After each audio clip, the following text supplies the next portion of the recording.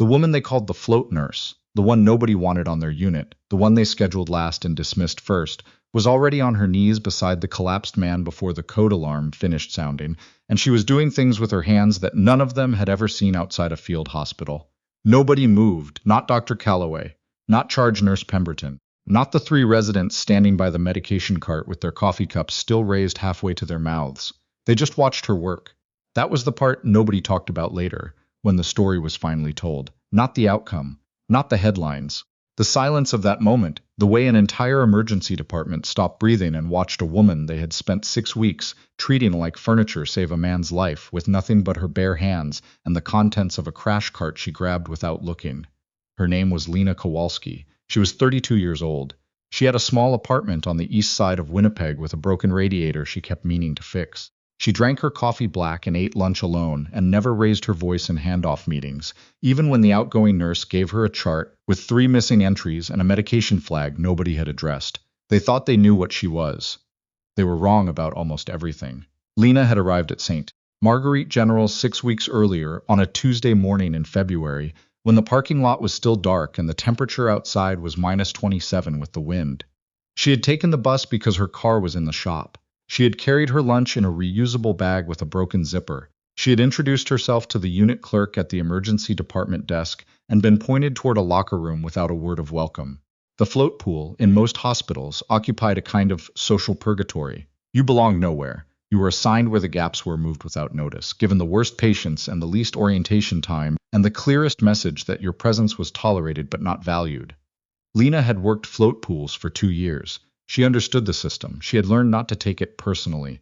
What she had not fully anticipated was Dr. Calloway. Dr. Nathaniel Calloway was 38, the youngest attending the emergency department had ever had, and he wore this fact the way some people wear an expensive watch, constantly, conspicuously, as if he expected you to ask about it. He had trained in Toronto, done a fellowship in Boston, and had opinions about both that he shared freely and often. He was not technically cruel. He was something more efficient than cruel. He was dismissive in a way that didn't require him to raise his voice or say anything directly unkind. He simply looked through people he had decided didn't matter. He decided Lena didn't matter on her 3rd shift. She had flagged a medication interaction on a patient chart, a 71-year-old man with 3 comorbidities and a prescription for a drug that, combined with what was already in his system, could cause a dangerous cardiac event. She had written it up properly. She had brought it to the charge nurse Pemberton, who had brought it to Calloway, who had glanced at it and said, without looking up from his tablet, "Float pool nurses don't adjust attending orders. If she has concerns, she can note them in the chart." The patient had a cardiac event 4 hours later. He survived. Nobody connected it back to the interaction Lena had flagged. Nobody said anything about it at all. Lena did not make a scene. She did not file a formal complaint.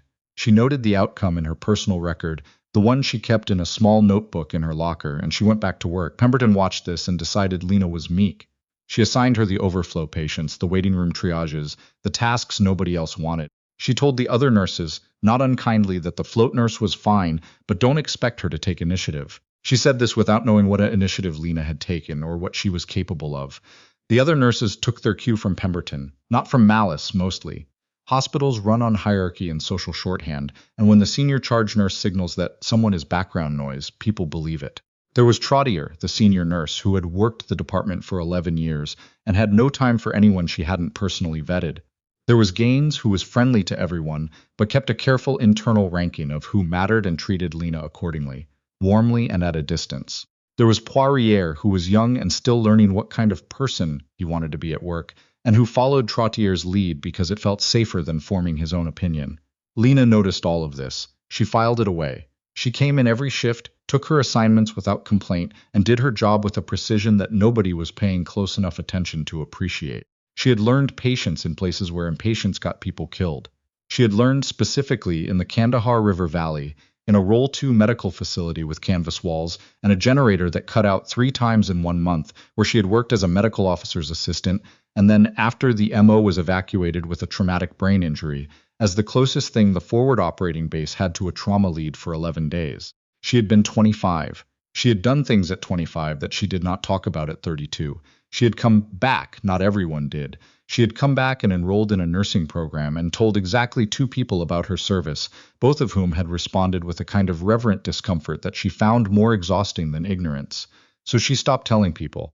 She filed it under things that were true about her but not required reading, and she moved forward. The 2 years in the float pool had been deliberate. She was rebuilding something, slowly, in a field that had felt like home before everything that happened overseas. Finding out whether she still had the instincts she used to trust. Whether she still wanted this. She was still finding out the morning the situation in the emergency department collapsed. It started with a man at the triage desk who said he wasn't feeling well. This was not unusual. The emergency department at St. Marguerite ran at 140% capacity on a good day, and people arrived constantly saying they weren't feeling well. That was broadly the reason people came. But something about the way this particular man said it flagged in Lena's mind the moment she looked up from her chart. He was 63. She would learn his name later. Bernard Leclerc, retired teacher, drove in from Selkirk that morning because his wife said he looked gray. He did look gray. He was also holding the triage desk with both hands in a way that wasn't casual, a way that said his body was using the desk to stay upright, and his left arm was bent slightly at an angle she recognized before she consciously registered recognizing it. She was moving before Leclerc finished his second sentence.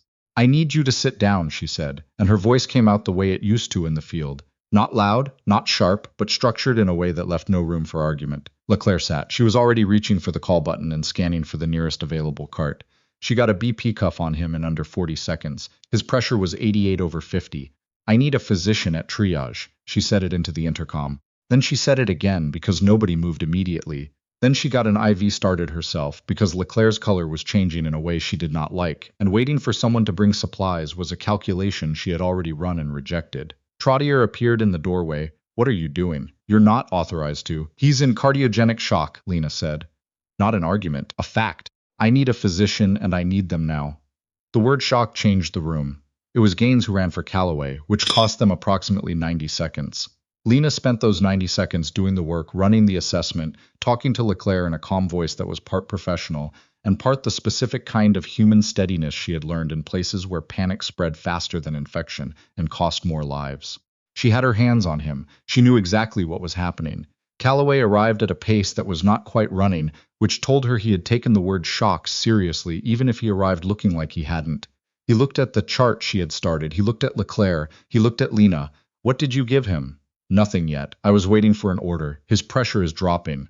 "He needs. I can see his pressure." Callaway was already moving, calling orders, the department snapping into its crisis rhythm around him. Lena stepped back exactly as far as she needed to and not 1 centimeter further. She stayed in range. She watched for the things that might be missed. They were missed. Not by Callaway this time. He moved fast and he was good, genuinely good, when the situation required him to be. But in the controlled chaos of working the primary patient, the secondary alert went unnoticed for 4 minutes. The secondary alert was a woman, 57, who had been sitting in the waiting room for 40 minutes with what she'd told intake was indigestion. Her name was Sandra Obi. She had driven herself in from North Winnipeg and was sitting very still in a plastic chair near the window with her hands folded in her lap, and the stillness Lena noticed as she moved past the waiting room entrance with a supply cart was wrong. It was the stillness of someone who had stopped moving because moving had become too expensive. Lena changed direction. She was into the waiting room before she had made a conscious decision to go. She crouched in front of Obi and said quietly, "Sandra, look at me." She didn't know Obi's name yet. She said Sandra because it was the name on the intake wristband. Obi looked at her. Her eyes were present but not fully focused. "I'm going to take you inside right now," Lena said. "Can you stand?" Obi could barely. Lena got her arm around her and got her moving, and called into the department loudly enough to carry, "I have a second cardiac event in the waiting room. I need a bay." There was a beat of silence from inside the department that lasted about 1 second too long. It was Poirier who responded. He had a bay cleared in under 2 minutes, and he helped Lena transfer Obi onto the bed, and he did not ask questions about her assessment or her authority. He just helped. Later, Lena thought that said something about him. The rest of that hour moved the way crises move, with a kind of compressed, disorienting speed that turns 45 minutes into something that feels both instantaneous and endless. Callaway stabilized Leclerc. Lena and Poirier stabilized Obi. Both patients survived. Both were transferred to the cardiac unit within the hour. The department settled back into its regular rhythm, and then Pemberton came to find Lena. She had expected something. A question, maybe. A pro forma acknowledgement that they'd gotten through it. What she got was Pemberton at the medication station with her arms crossed, and an expression that was tight at the edges in a way Lena had learned to read as organizational discomfort looking for a target. "You went into the waiting room and triaged a patient without authorization," Pemberton said. Lena finished entering her documentation before she responded. The patient presented with signs of acute cardiac compromise. She had been waiting 40 minutes. I made a clinical decision. Your float pool. Clinical decisions go through the attending. The attending was occupied with a primary emergency. Then you flag it and you wait. Lena looked at her. She would have coded in the waiting room. Pemberton held the stare for a moment. Something in it shifted, just slightly, not agreement, but the faint register of something she didn't quite want to acknowledge. Then it closed. I'll need to document this as a protocol deviation. You can do that, Lena said. She went back to her search chart. She was not angry. She had been through things that recalibrated anger, and this was not one of them. What she felt was something more like tiredness at the particular persistence of systems that could look directly at outcomes and still prioritize procedure over them. She finished her shift. She took the bus home. She ate dinner and fixed, temporarily and badly, the broken radiator and went to bed.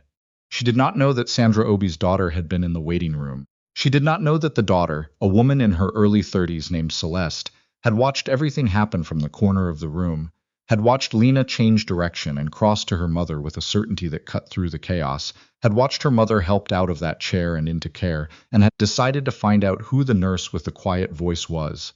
She did not know about any of that yet. The protocol deviation report sat on the department manager's desk for 3 days. On the 4th day, Lena was called into a meeting. The manager was a man named Kowalski, who had the manner of someone who had absorbed enough institutional conflict to become genuinely flattened by it. He was not unkind. He read from a paper. He said words like scope of practice and float pool parameters and liability framework. He said that her clinical instinct was not in question, but that the process was. Dr. Calloway was in the room. He had not spoken yet. Lena waited until Kowalczyk finished. Then she said, Sandra Obi's STEMI was at least 30 minutes in progress when I got to her. The window for intervention was closing. I made the call I made because the data in front of me required it. Kowalczyk nodded slowly. I understand that. And I want to be clear, the patient outcomes in both cases were good. Nobody is saying otherwise. He paused. But the float pool contract is clear about scope. And if we allow...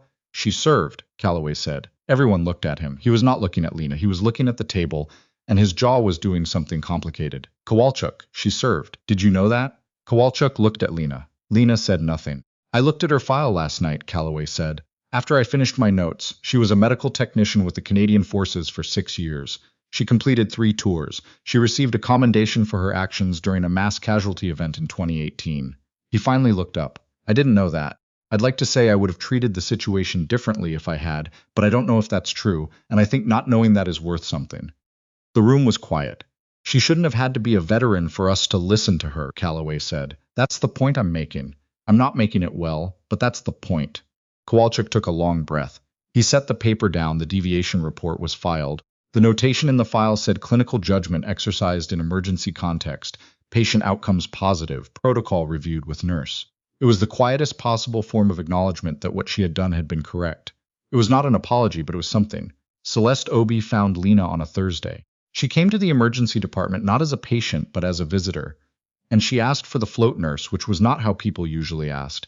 And eventually someone pointed her toward the break room, where Lena was eating her lunch alone over a battered crossword book. Celeste was 31, and looked like someone who had spent the last week not sleeping fully. She sat across from Lena without asking if it was okay to sit, which Lena respected. You're the one who got to my mother, she said. Lena set down her pen. How is she? She's in cardiac rehab. She's doing well. She's angry she drove herself to the hospital, which I think is a good sign. Celeste looked at her steadily. The nurse at intake told me she'd been waiting 40 minutes. That means when you saw her, she'd been sitting there for 40 minutes having a heart attack. Yes. Why did you see it when nobody else did? Lena thought about how to answer that. You learn to look for stillness, she said finally. People in real distress often go very quiet. They use everything they have just to keep it together, and so they stop moving. Most people read stillness as fine. I read it differently. Celeste nodded. She was quiet for a moment. Where did you learn that? Lena picked up her pen again. Somewhere cold. Celeste almost smiled. You're not going to tell me, are you? Probably not. Okay. Celeste stood. She put a card on the table between them. My mother is going to want to meet you eventually. She's stubborn about things like this. I thought I'd warn you. She left. Lena looked at the card for a moment, then put it in her pocket and finished her crossword and went back to work. 3 weeks later, Poirier asked her, carefully, in the way of someone testing uncertain ground, whether she'd ever considered applying for a permanent position in the department. I like the float pool, Lena said. He thought about this. Do you, though? She had been straightening supplies. She stopped. She thought about the bus ride in the cold, the broken radiator, the lunch eaten alone, the crossword book. She thought about Leclerc's hands on the desk and Obi's terrible, contained stillness in the waiting room chair, and the 40 minutes nobody had looked. I like the work, she said. You could do more of it. You'd have a team. I have a team. I'm just not on it yet. He looked at her for a moment. Is that by choice? She didn't answer immediately. The honest answer was complicated, that she had come back from something that had rearranged the furniture of her interior life, and she had spent 2 years making sure the new arrangement was stable before she let anyone else in, and she was not entirely sure the testing period was over, but she was beginning to think that it might be. Not entirely, she said finally. Poirier nodded like that was sufficient. He went back to his chart. He didn't push. She thought not for the first time that he was going to be good at this job. The meeting was not announced. It happened 6 weeks after the Leclerc and Obi incident on a Wednesday afternoon when Lena arrived for her shift and found Kowalski and Calloway and Pemberton and Trottier all in the same conference room at the same time, which was unusual enough to notice. Poirier caught her in the corridor. I think it's about you, he said quietly. In a good way, I think. You think 70% confident.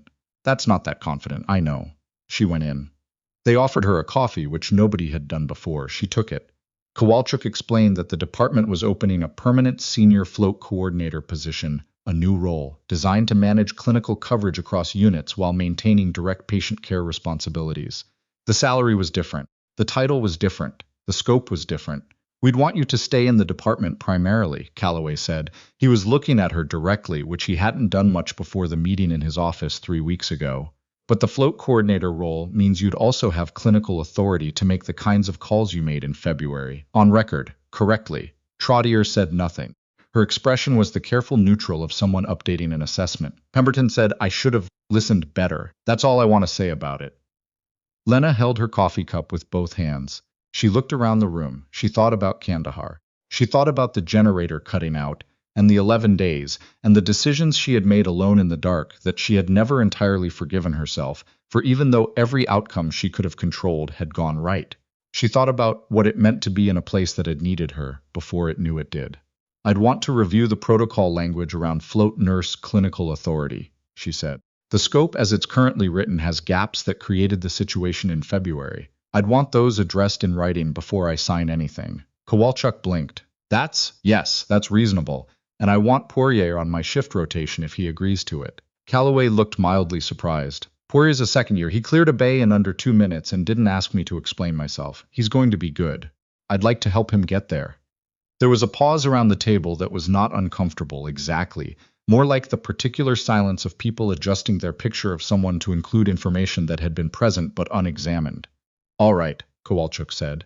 She signed the paperwork 3 days later, in the break room, with a pen Poirier lent her that turned out to be out of ink. She borrowed another one from Trottier, who handed it over without comment but didn't leave the room immediately after, which was its own kind of thing. The radiator in her apartment was still broken. The bus ride in February was still cold. Her lunch was still in the same reusable bag with the same broken zipper. But on her first shift as senior float coordinator, she arrived to find a small card on the medication station that said, in Celeste Obi's handwriting, my mother says to tell you she is walking 2 kilometers a day. She says she wants you to know that specifically. Lena read it twice. She put it in the pocket of her scrubs. She picked up the first chart of the day, and she went to work.